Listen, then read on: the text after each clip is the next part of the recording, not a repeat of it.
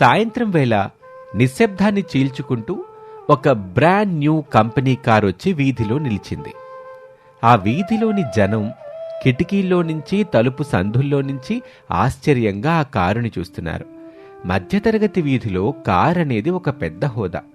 అనామిక హుందాగా కారు దిగి ఇంటి లోపలికి నడిచింది.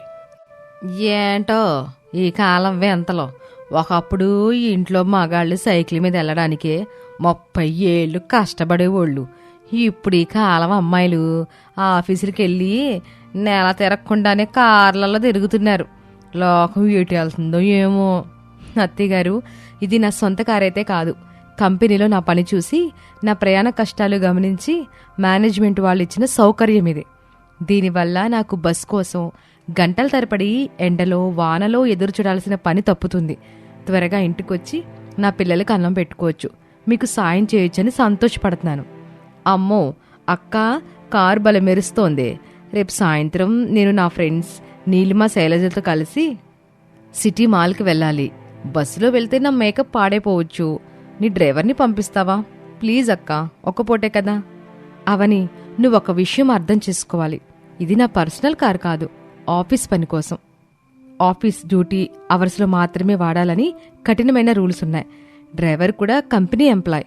పర్సనల్ పనులకి వాడితే ట్రాకింగ్లో తెలిసిపోతుంది. అప్పుడు నా ఉద్యోగానికి ప్రమాదం. అనామిక మాటలకి అవని ముఖం ఒక్కసారిగా కోపంతో ఎర్రబడింది. ముఖం తిప్పుకుంటూ లోపలికి నడిచింది. అప్పుడే అంజలి తన ఫోన్ పట్టుకుని పరిగెత్తుకుంటూ వచ్చింది. Wow, silver car, rich look. అక్క, ఒక్క 5 నిమిషాలే కీసివ్వవు? నేను డ్రైవింగ్ సీట్లో కూర్చొని ఒక రీల్ చేసుకోవాలి. నా ఫాలోవర్స్కి నా రేంజ్ ఏంటో చూపించాలి. బ్యాక్గ్రౌండ్లో భీమవరం బుల్లెడ సాంగ్ పెడితే వ్యూస్ లక్షల్లో వస్తాయి. అంజలి, ఇది మన కారు కాదు కదా. మనం వాడినప్పుడు ఏమైనా డ్యామేజ్ అయితే మనకే మాట వస్తుంది. ఇప్పుడొద్దు, పిల్లలు ఆకలితో ఉన్నారు. హరీష్కి హోంవర్క్ చెప్పాలి. నేను లోపలికి వెళ్ళాలి. అనామిక లోపలికి వెళ్ళిపోగానే శారద, అవని, అంజలి ముగ్గురు ఆమె వెనుక మంతనాలు మొదలుపెట్టారు. చూశారా, కారు రాగానే తన వరస ఎట్టాగా మారిపోయిందో. కనీసం తోడు కోడలకి చిన్న సాయం చేయడానికి కూడా మనసు రావట్లేదు దానికి. ఆఫీస్ రూల్స్ అంటాం, ఆఫీస్ రూల్స్ సాకులు చెప్తుంది. ఇక ఇంట్లో మనల్ని మనుషులుగా కూడా గుర్తించదు అది. అవునత్తయ్య గారు, తన అహంకారం అంచాల్సిందే. లేదంటే మనం తన కాళ్ళ దగ్గర బ్రతకాల్సి వస్తుంది. ఇంట్లో పెద్ద కోడలంటే అందరినీ చూసుకోవాలి గాని ఇలా తన స్వార్థం తాను చూసుకోకూడదు కదా. మరుసటి రోజు ఆఫీస్లో అనామిక తన సీనియర్ మేనేజర్ హోదాలో ఎంతో బాధ్యతగా పనిచేస్తుంది. కంపెనీ లాభాలు పెరుగుతూ ఉండటంతో ఆమెకు ఆఫీస్లో గౌరవం పెరిగింది. కానీ ఆమె ఎదుగుదల చూసి ఓర్వలేని రవి అనే సహోద్యోగి ఒక కుట్ర పన్నాడు. రవికి అనామికకి వచ్చిన ప్రమోషన్ రావాల్సింది. కానీ ఆమె ప్రతిభ ముందు అతను ఓడిపోయాడు. రవి అనామిక క్యాబిన్లోకి చాలా వినయంగా నటిస్తూ వచ్చి ఇలా అంటాడు. Anamika madam, congratulations. మీ స్ట్రాటజీ వల్ల కంపెనీకి చాలా పేరొస్తుంది. ఇదిగోండి ఈ కొత్త గ్రాసరీ వెండర్ డీల్ పేపర్స్. దీనికి మీరు వెంటనే సైన్ చేయాలి. అమౌంట్ 10 లక్షలు. మేనేజర్ గారు మీటింగ్లో ఉన్నారు. వెంటనే ఆర్డర్ ప్లేస్ చేయమన్నారు. స్టాక్ లేకపోతే రేపు షాపులు ఖాళీగా ఉంటాయి. రవి గారు, నేను పేపర్స్ పూర్తిగా చదవకుండా, వెండర్ బ్యాక్గ్రౌండ్ చెక్ చేయకుండా సంతకం చేయను కదా. నాకు ఒక 1 అవర్ టైం ఇవ్వండి. అన్ని చూసి చదివి సైన్ చేస్తాను. లేదు మేడం, లోడింగ్ వెహికల్స్ బయట వెయిట్ చేస్తున్నాయి. ఇప్పుడు మీరు సైన్ చేయకపోతే వాళ్ళు వెళ్ళిపోతారు. ఆ వెండర్ మన పాత పరిచయస్తుడే. నన్ను నమ్మండి మేడం. మేనేజర్ గారు కూడా ఫోన్లో అనామిక గారిని అడిగి చేసేయనే చెప్పారు. అనామిక రవి మాటలు నమ్మింది. ఆఫీస్లో అందరూ తనని గౌరవిస్తున్నారని నమ్మకంతో పని ఒత్తిడిలో ఆ ఫైల్ మీద సంతకం చేసింది. కానీ ఆ ఫైల్లో రవి ఒక పెద్ద లూప్ హోల్ పెట్టాడని ఆమెకు తెలియదు. అది ఒక డమ్మీ కంపెనీకి 10 లక్షలు ట్రాన్స్ఫర్ చేసే ప్లాన్. కొన్ని రోజుల తర్వాత ఒకరోజు ప్రసాద్ తమ్ముడి కూతురి పెళ్లి వేడుక జరుగుతుంది. ఊరంతా అక్కడే ఉంది. శారద తన 3 కోడలతో కలిసి పట్టుచీరలు కట్టుకుని ఫంక్షన్కి వెళ్లారు. శారదక్క, నీ కోడల అనామిక గురించి ఊరంతా ముచ్చట చెప్పుకుంటున్నారు. కంపెనీ కారులో తిరుగుతుందట. 30,000 రూపాయలు జీతం అంట కదా. రమేష్ గడి జాతకం మారిపోయింది. నీ అదృష్టం పండింది. ఏం అదృష్టం ఉందలే. సంపాదన పెరిగితే సంస్కారం పోద్ది. ఇంటి పనులు మానేసి పిల్లల్ని గాలి కుదిలేసి అత్త మావలకి ఒక్క పూట సరిగ్గా అన్నం కూడా పెట్టకుండా ఆఫీసులో తిరుగుతుంటే డబ్బు వస్తే ఏంటి, రాకపోతే ఏంటి, సంపాదన ముఖ్యం అనుకుంటే ఇట్టాగే ఉంటది. అనామిక అప్పుడే అందరికీ నమస్కారం చేస్తూ అక్కడికొచ్చింది. అత్తగారి మాటలు ఆమె చెవిలో పడ్డాయి. ఏంటత్తయ్య గారు, బంధువుల ముందు అలా అంటున్నారు? నేను పిల్లల్ని ఎప్పుడూ నిర్లక్ష్యం చేయలేదు కదా. ఆఫీస్ నుంచి రాగానే వాళ్ళ హోంవర్క్, భోజనం అన్నీ నేనే చూసుకుంటున్నాను కదా. అప్పుడు అవని మధ్యలో దూరి అందరికీ వినిపించేలా ఇలా అంటుంది. నిజమే అక్క, నువ్వు ఇంటికి కారులో వస్తావు, కానీ ఇంట్లో మా అత్తయ్య గారికి కనీసం ఊరంత దూరంలో ఉన్న హాస్పిటల్కి తీసుకెళ్ళడానికి కూడా ఆ కారు ఇవ్వవు. అత్తయ్య గారు మోకాలు నొప్పులతో నడుస్తూ వెళ్తుంటే నువ్వు మాత్రం ఏసీ కారులో ఎంజాయ్ చేస్తున్నావు. దీనికేనా నిన్న అత్తయ్య ఇంటి కోడలుగా తెచ్చుకుంది? అవని, అది ఆఫీస్ కార్ అని నీకు 100 సార్లు చెప్పాను. ఇది ఫంక్షన్. ఇక్కడ ఇలాంటి మన వ్యక్తిగత విషయాలు ఎందుకొద్దు? నీ మనస్తత్వం అందరికి తెలియొద్దు. మా కోడలు సంపాదిస్తుందని మనసులో మాత్రం గర్వం దాచుకుంది. తనకే తన పిల్లలో తన జీతం తప్ప ఇల్లు పట్టదు. చూడండి, తను వేసుకునే కొత్త నగలు కూడా మాకెవరికి తెలియకుండా తన జీతంతో కొనుక్కున్నయ్యే. మన పాత నగలు తనకి నామోషి. నిజానికి ఆ నగలు అనామిక కొనుక్కోలేదు. అవి ఆమె బెస్ట్ ఫ్రెండ్ ఫంక్షన్ కోసం వేసుకోవడానికి ఇచ్చింది. కాని బంధువులంతా అనామికని ఒక స్వార్థపరురాలిగా చూడ్డం మొదలుపెట్టారు. ఆ అవమానానికి అనామిక కళ్లల్లో నీళ్లు తిరిగాయి. ఇక మరుసటి రోజు అనామిక ఎప్పట్లాగానే ఆఫీస్కి వెళ్ళింది. కాని ఆఫీస్లో వాతావరణం చాలా గంభీరంగా ఉంది. ఆడిట్ టీం ఆమె క్యాబిన్లో ఫైల్స్ వెతుకుతుంది. అనామిక గారు, రండి. మీ మీద ఒక పెద్ద ఆరోపణ వచ్చింది. ఈ మధ్య మీరు సంతకం చేసిన 10 లక్షల వెండర్ ఫైల్, అది ఒక డమ్మీ కంపెనీది అని తెలిసింది. ఆ కంపెనీ అడ్రస్లో ఏ ఆఫీస్ లేదు. ఆ 10 లక్షల రూపాయలు మీ సంతకంతోనే రిలీజ్ అయ్యాయి. దీనికి మీరే సమాధానం చెప్పాలి. సార్, రవి గారు ఇది అర్జెంట్ అని మీరు చెప్పారనంటేనే నేను సంతకం చేశాను. నేను ఆ పేపర్స్ పూర్తిగా చెక్ చేయని మాట నిజమే, కానీ నేను ₹1 కూడా తీసుకోలేదు సార్. నన్ను నమ్మండి. బిజినెస్లో నమ్మకం కంటే ఆధారాలు ముఖ్యం అనామిక. సంతకం మీదే. కంపెనీకి 10 లక్షల నష్టం జరిగింది. ఎంక్వైరీ పూర్తయ్యే వరకు మిమ్మల్ని సస్పెండ్ చేస్తున్నాం. అలాగే కంపెనీ రూల్స్ ప్రకారం మీరు కారు వాడటానికి వీల్లేదు. ఇప్పుడే కార్ కీస్ ఇక్కడ ఇచ్చేసి వెళ్ళండి. ఆ మాటతో అనామిక కుప్పకూలిపోయింది. కన్నీళ్లతో తన క్యాబిన్లో ఉన్న వస్తువుల్ని సర్దుకుంది. ఆఫీస్ బయటకు రాగానే రవి తన కారు దగ్గర నిలబడి నవ్వుతూ కనిపించాడు. ఏంటి మేడం, కారు పోయింది, హోదా పోయింది, ఇప్పుడు మీ గృహిణి భరోసా ఎక్కడుంది? అనామిక ఏమీ మాట్లాడలేకపోయింది. అహంకారంతో ఉన్న రవిని చూసి తన తప్పుకి తాను పశ్చాత్తాపడుతూ రోడ్డు మీద ఆటో కోసం నిలబడింది. ఇక అనామిక ఆటోలో దిగి భారంగా నడుచుకుంటూ ఇంటికొచ్చింది. ఆమె ఏడుస్తూ రావటం చూసి అత్తగారు శారద, అవని, అంజలి ముగ్గురు హాల్లో గుమిగూడారు. ఏంటి మహారాణి గారు ఆటోలో వచ్చారు? కారు ఏమైంది? పంక్చర్ అయిందా, లేక పెట్రోల్ అయిపోయిందా? అత్తయ్య గారు, నా ఉద్యోగం పోయింది. నన్నెవరో మోసం చేసి తప్పుడు ఫైల్ మీద సంతకం చేయించుకున్నారు. కంపెనీ నన్ను సస్పెండ్ చేసింది. 10 లక్షల ఫ్రాడ్ అంట. హాల్లో నిశ్శబ్దం అలుముకుంది. కాని ఆ నిశ్శబ్దాన్ని చీల్చుకుంటూ అవని వెటకారంగా గట్టిగా నవ్వింది. చూశారు అత్తయ్య గారు, 30,000 రూపాయల జీతం, కారు అన్నీ ఆవిరైపోయాయి. అప్పుడు అంత అహంకారం చూపించిందే, ఇప్పుడు మళ్ళీ మన వంటింటి గరిటే ఆమెకి దిక్కయింది. నిజం చెప్పు, ఆ 10 లక్షలు నువ్వే నొక్కేసావు కదక్క. అందుకే ఉద్యోగం నుండి నిన్ను తీసేశారు కదూ. చూడనామిక, నీ వల్ల ఈరోజు మన కుటుంబం పరువు బజాట్లో పడింది. రేపు ఊర్లో వాళ్ళు నీ కోడలో డబ్బు కాజేసి ఉద్యోగం పోగొట్టుకుందానంటే నేనెక్కడ తలబెట్టుకోవాలి? మావయ్య గారికి ఈ విషయం తెలిస్తే ఆయన గుండె ఆగిపోద్ది. అత్తయ్య గారు, నేను ఏ తప్పు చేయలేదు. నేను ఇప్పటి వరకు కష్టపడి సంపాదించాను, కానీ ఎవరిని మోసం చేయలేదు. నా మీద నమ్మకం ఉంచండి. నమ్మకం ఎలా ఉంచుతామక్క? సంతకం నీదే అన్నావు కదా. ఆ రవి అనేవాడితో కలిసి నువ్వే ఈ ప్లాన్ చేసి ఉంటావు. ఇంట్లో వాళ్ళకి తెలియకుండా డబ్బులు దాచుకుని ఉంటావు. అప్పుడే రమేష్ లోపలికి వచ్చాడు. విషయం తెలిసి అతను కూడా నిశ్శబ్దంగా ఉండిపోయాడు. ఏవండి, మీరు కూడా అలాగే అనుకుంటున్నారా? నేను ఈ ఇంటి కోసం ఎంత కష్టపడ్డానో మీకు తెలీదా? అనామిక, ఇంతకు ముందే టీ షాప్ దగ్గర మీ మేనేజర్ కలిశాడు. ఆ చెక్ మీద సంతకం నీదే అని ఆయన చెప్తున్నారు కదా. అయినా కొంచెం జాగ్రత్తగా ఉండాల్సింది. ఇప్పుడు పిల్లల ఫీజులేలా? అప్పుడు వాళ్ళ ఇంటికొస్తే ఏం సమాధానం చెప్పాలి? నువ్వు మమ్మల్ని రోడ్డు మీద పడేశావు. అప్పుడు అనామికకు అర్థమైంది, ఈ కష్టకాలంలో తనని ఆదుకునే మనిషి ఒక్కరు కూడా లేరని. ప్రసాద్ కూడా ఏమీ మాట్లాడకుండా తన గదిలోకి వెళ్లి తలుపులు వేసుకున్నాడు. రాత్రి అనామిక వంటింట్లో చీకట్లో కూర్చుని ఏడుస్తుంది. తోటికోడలిద్దరూ ఆమెను చూసి నవ్వుకుంటూ వెళ్తున్నారు. అక్క, రేపటి వ్లాగ్కి ఒక అదిరిపోయే టైటిల్ దొరికింది. From car to kitchen, Anamika అక్క పతనం. ఎలా ఉంది? దీనికి 1,000,000 వ్యూస్ అయితే పక్కా. సూపర్ అంజలి, రేపటి నుండి మనం హాయిగా పడుకోవచ్చు. అనామిక అక్క మళ్ళీ మనందరికీ వంట చేసి పెట్టుద్ది, గిన్నెలు తోమేసుద్ది. తన హోదా అన్ని మట్టలో కలిసిపోయాయిలే.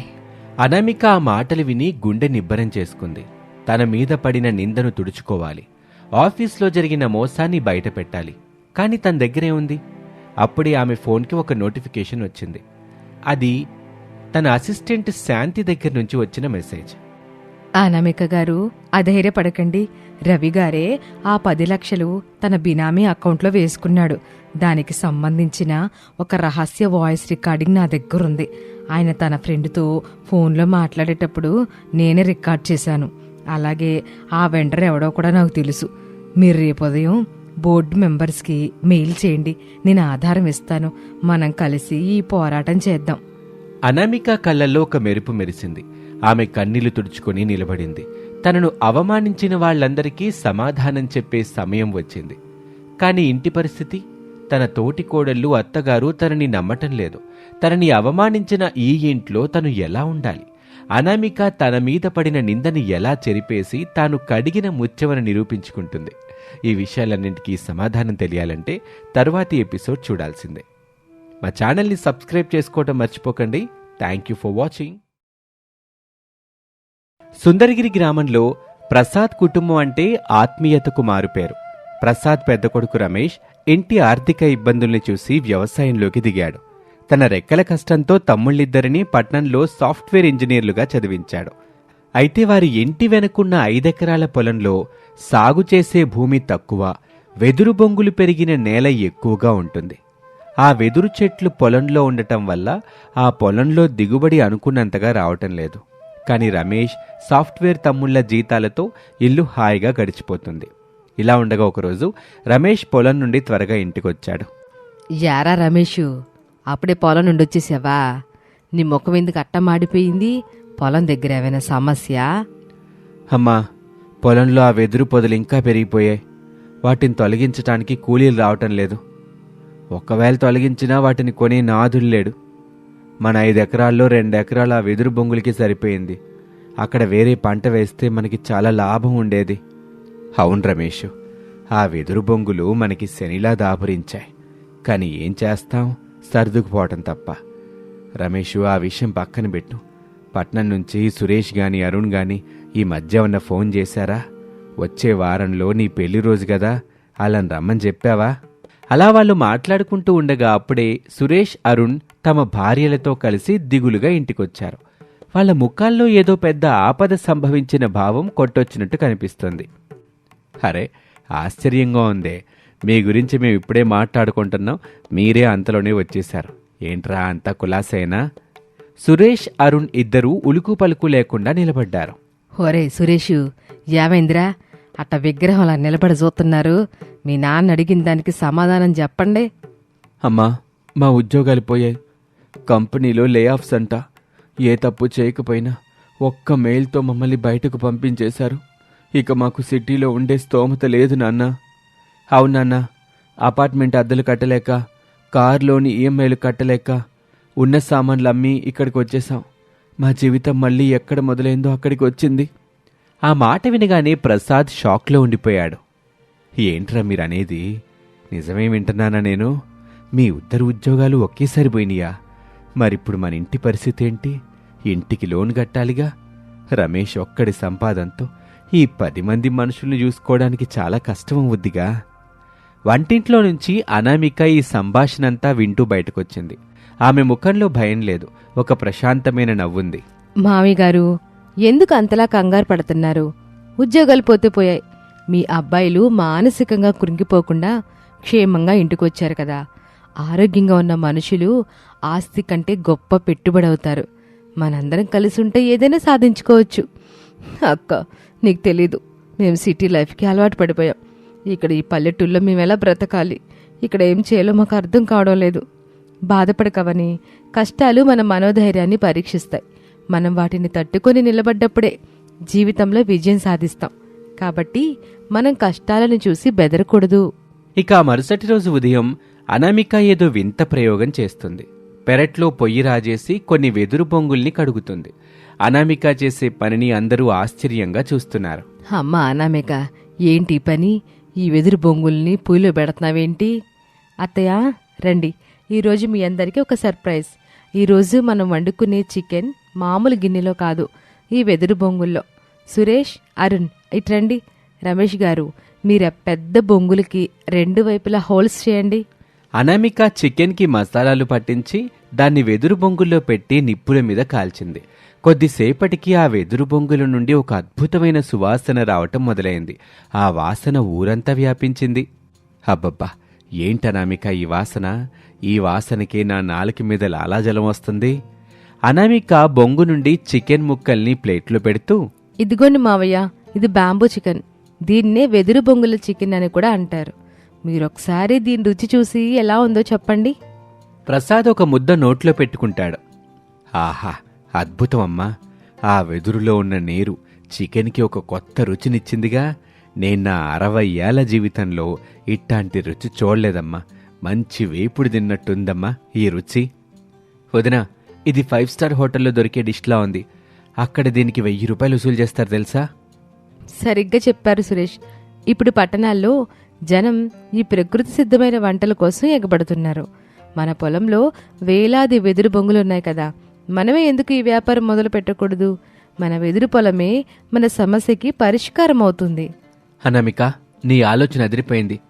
కానీ ఎక్కువ మంది ఈ చికెన్ తింటారా? మీరనే దాంట్లో కూడా వాస్తవం ఉందండి. అవని, నువ్వు బిర్యానీ చేయడంలో నేర్పరివి కదా. నా దగ్గర ఒక ఐడియా ఉంది. మనం వెదురు బొంగులో బిర్యానీ ఎందుకు చేయకూడదు? దానికి బ్యాంబూ బిర్యానీ అని పేరు పెడదాం. బ్యాంబూ చికెన్ సంగతి నేను చూసుకుంటాను. బిర్యానీ బాధ్యత నీది. తప్పకుండా అక్క. వెదురులో దమ్ బిర్యానీ వేస్తే వాసన మామూలుగా ఉండదు. నేను ఇప్పుడే నా ప్రయత్నం మొదలు పెట్టేస్తాను. మరి నేనేం చేయాలక్క? నాకేమో వంట రాదు కదా. మరి నేను ఏ వంటలు చెయ్యాలి? నేను మళ్ళీ ఖాళీగానే ఉండాలా? అంజలి, నువ్వు అలా బాధపడుకో. నీలో అద్భుతమైన కళ ఉంది. నీకు హ్యాండీక్రాఫ్ట్స్ అంటే ఇష్టం కదా. మన వెదురు బొంగులతో కేవలం వంటే కాదు, అందమైన అలంకరణ వస్తువులు కూడా తయారు చేసుకోవచ్చు. ఇప్పుడు ప్లాస్టిక్ని ఎవరూ ఇష్టపడట్లేదు. నువ్వు వెదురు పుట్టలు, పెన్ స్టాండ్స్, ఫ్లవర్ వాజులు, వెదురు దీపాలు తయారు చేయి. సురేష్, అరుణ్లు దీనికి ఒక వెబ్సైట్ క్రియేట్ చేసి మార్కెటింగ్ చేస్తారు. ప్రయత్నం చేస్తే ఏదో ఒక రోజు మనకి విజయం వస్తుంది. అనామిక మాటలు అందరిలో కొత్త ఉత్సాహాన్ని నింపాయి. నిరాశలో ఉన్న ఆ కుటుంబం ఒక్కసారిగా ఒక లక్ష్యం వైపు అడుగులు వేయటం మొదలుపెట్టింది. ఓ వారం రోజుల తర్వాత ప్రసాద్ ఇంటి ముందు ఉన్న ఖాళీ స్థలంలో 3 కోడళ్ల వెదురు రుచులు మరియు కలలు అనే ఒక అందమైన వెదురు షెడ్డు వెలిసింది. అనామిక, అవని పొయ్యిల దగ్గర బిజీగా ఉన్నారు. రమేష్ బొంగులు సిద్ధం చేస్తున్నాడు. సురేష్, అరుణ్ తమ ల్యాప్టాప్లతో ఆర్డర్లు తీసుకుంటున్నారు. అంజలి ఒక అందమైన వెదురు బుట్ట నలుతూ, అరుణ్ ఇటు చూడు, ఈ వెదురు బుట్ట ఫినిషింగ్ ఎలా వచ్చిందో చూడు. దీనికి పైన మన ఊరి పేరు వేద్దామా? తప్పకుండా అంజలి, నేను ఇప్పుడే మన ఇన్స్టాగ్రామ్ పేజీలో దీని ఫోటో పెడతాను. మన ఫాలోవర్స్కి ఇది బాగా నచ్చుతుంది. ఆల్రెడీ నీ ఆర్ట్ వర్క్ గురించి బెంగళూరు నుంచి 5 ఎంక్వైరీ కూడా చేశారు తెలుసా? అక్క, బిర్యానీ గిన్నెలు ఖాళీ అయిపోతున్నాయి. జనం ఇంకా చాలా మంది క్యూ కట్టేస్తున్నారు. ఆ పక్కూరు సర్పంచ్ గారు తన ఫ్యామిలీతో వచ్చారు. 50 బ్యాంబూ బిర్యానీలు కావాలట. వస్తున్నానవని. చికెన్ రెడీగానే ఉంది. రమేష్ గారు, మరికొన్ని బొంగులు తీసుకురండి.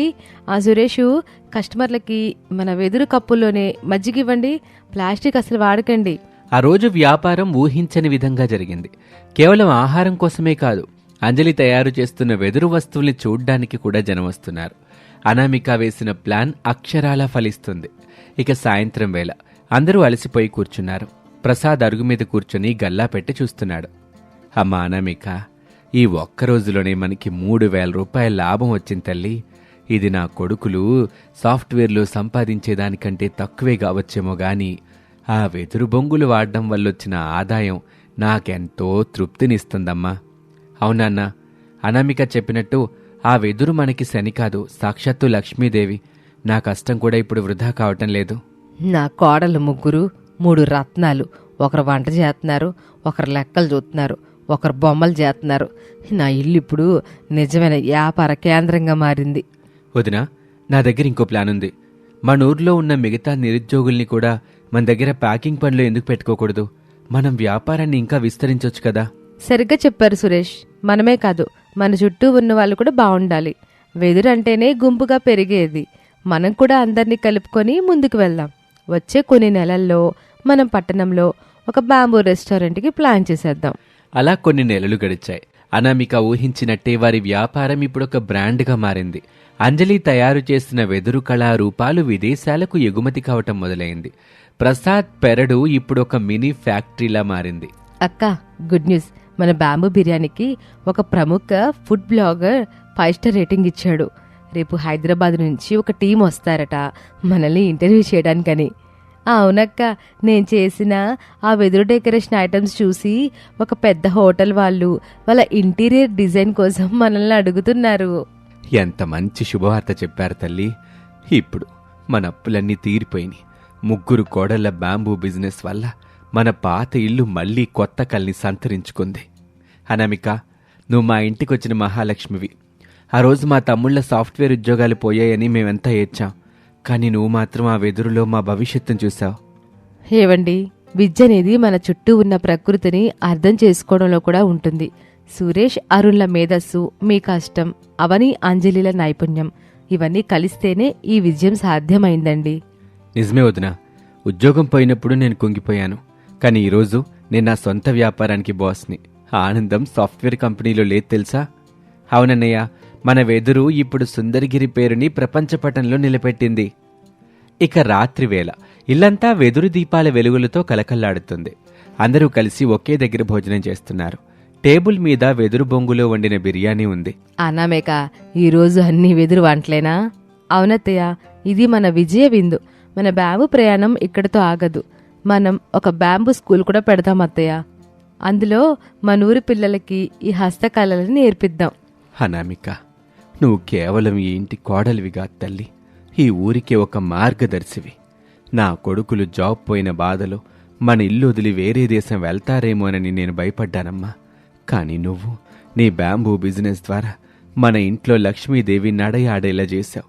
నీ గొప్ప ఆలోచన వల్ల నా ఇల్లు ఇప్పుడు నిండుగా ఉంది తల్లి. అందరం కలిసి ఒక మాట మీదుంటే ఏ అసాధ్యమైన పనైనా సుసాధ్యమేనని అనామిక నిరూపించింది నాన్న. అలా అనామిక తన వివేకంతో, ఓర్పుతో ఒక నిరుపయోగం అనుకున్న బ్యాంబూ పొలాన్ని బంగారు గనిగా మార్చింది. ఉద్యోగాలు కోల్పోయిన 2 సాఫ్ట్వేర్ ఇంజనీర్లు ఈరోజు పారిశ్రామికవేత్తలుగా మారారు. 3 కోడళ్ల ఐకమత్యం ఆ కుటుంబాన్ని శిఖరాగ్రాన నిలబెట్టింది. 3 కోడళ్ల బ్యాంబూ వ్యాపారం కదా ఇప్పుడు అందరికీ ఆదర్శంగా నిలిచిపోయింది. ఇది వాల్టి కథ. మరొక ఆసక్తికర కథలో మళ్ళీ కలుద్దాం. నమస్తే.